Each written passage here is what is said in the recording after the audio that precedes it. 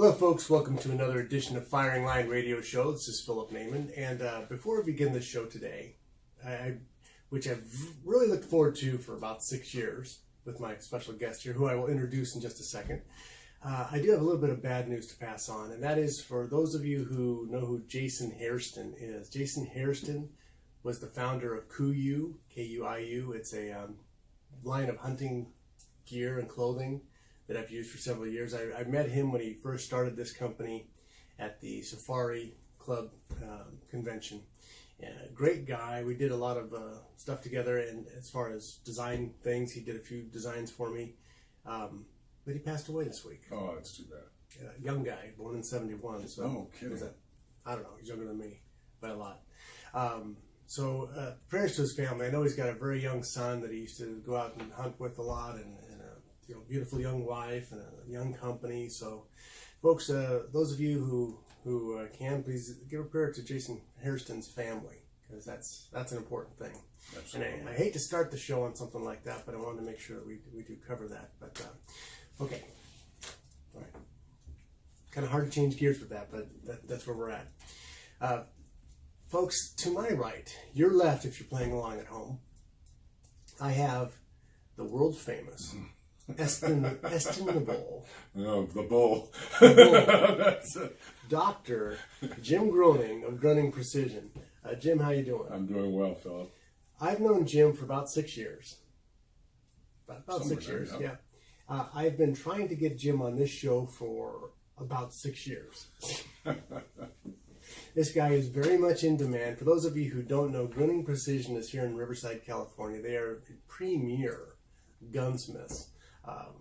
Jim does it all. He does it all by hand. He does it all by measuring 5 times, cutting once. Oh, that's for sure. It's cheaper that way.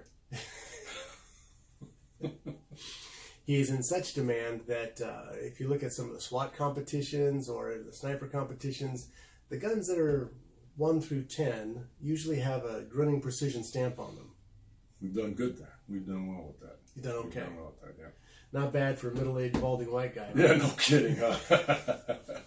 But 2015, the San Diego Sheriff Department took the international one at Sniper Craft in Florida, first and second, and that was an international match against fellas that have $10,000 rifles.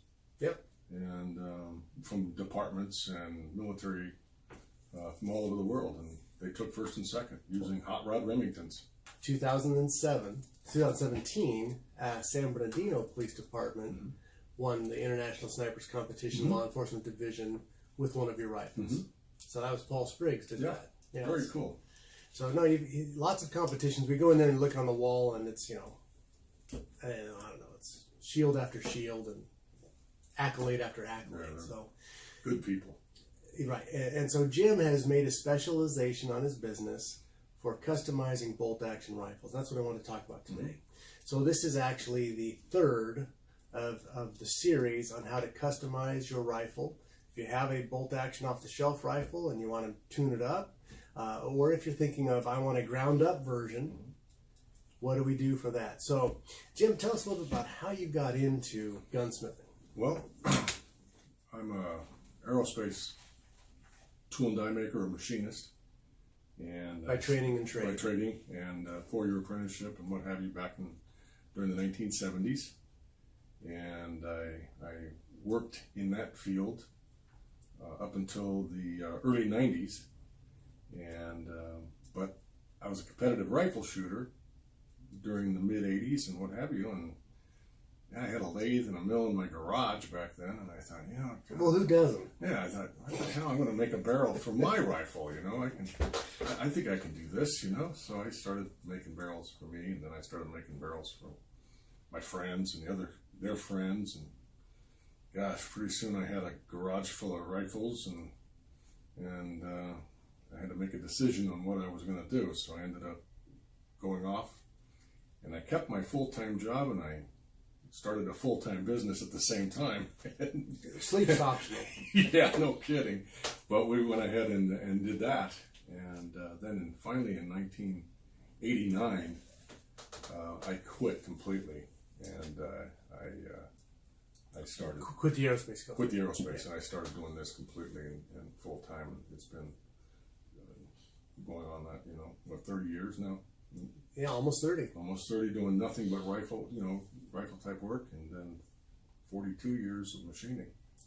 So in the rifle type work, you started off, as most people do when they're starting a new business, is I'm going to do everything. Oh, that doesn't work.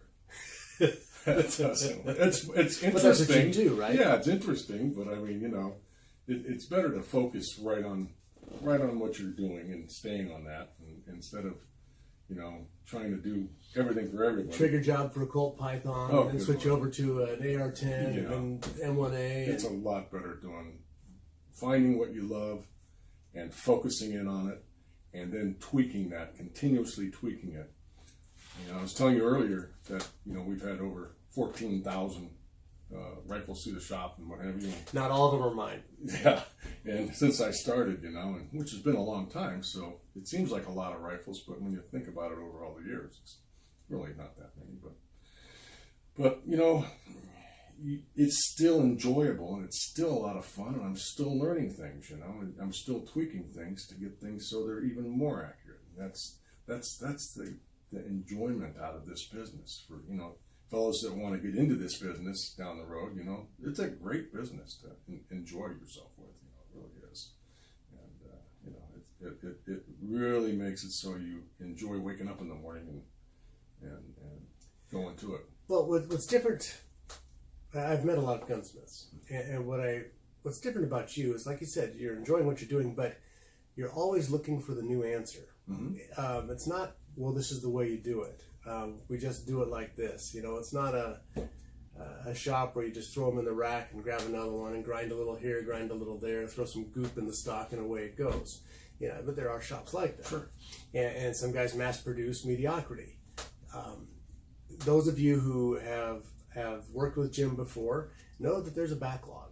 And I think that success begets success, which begets backlogs. Sometimes there's only so many days. Sometimes it gets nuts. I apologize for that.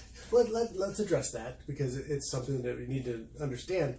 Because of the precision style work he does, you do a lot of police department contracts across the country. 73 departments. 73 have been, you know, I've built rifles for. And so what comes with a rifle like that is lifetime service guaranteed, right? So if a law enforcement department sends you 10 rifles from Botswana, Florida, right? There could be a Botswana, Florida. I don't know. I'm going to Florida. So that's all of a sudden a priority thing. You've got to get those back out in the hands of law enforcement. And because of the work that you do, it's imperative that those get back out in the hands of law enforcement. So those of us on the sporting side, you know, realize there's a pecking order, and we're not the peckers. But you know, I really do my best to try to make it so that it's not crazy. You know, sometimes it gets that way, but things happen, but then I always dig myself out, and I always get everything done. And everybody is extremely satisfied with the finished product. I guarantee it. That sounds like an insurance guy. I guarantee it. But it's true. No. It's true. So when we come back here, we're going to talk a little bit about just one of the standard platforms for a rifle. And I brought in a couple of samples. You can take them back with you and build them into a rifle. Sure. Okay, good. Put me in front of this. In front of Botswana. Botswana. I'm done with Botswana. Anyway, we could talk a little bit about the different parts, what's involved in it. On our first show, we talked with Timney triggers. Right? You deal with Timney? I use their triggers quite a bit. Timney's an absolutely great trigger. So adjustable all the way up and down. You can make it from a target rifle to a hunting rifle to anything you want to do with the trigger like that. We last week talked with Proof barrels. So Proof Research is the one who does the carbon fiber wraps. Really a very strong and accurate rifle. You actually prefer metal. Right, I like metal. I'm in a little different ballgame. Jim also builds guns for not the weak of heart or the weak of arm. Yeah, no kidding. They can be a little on the hefty side on that, with all that metal on the barrel. But We'll talk about why that is as we come back here and show you a couple of examples here on film. Anyway, folks, this is Philip Naiman, Firing Line Radio Show. Check us out at firinglineradio.com, on Facebook at Firing Line Radio Show, YouTube channel, which is Firing Line Radio, oddly enough. And you'd find Jim Gruning at grooningprecision.com, right? Gruning, precision.com. We'll be right back after this.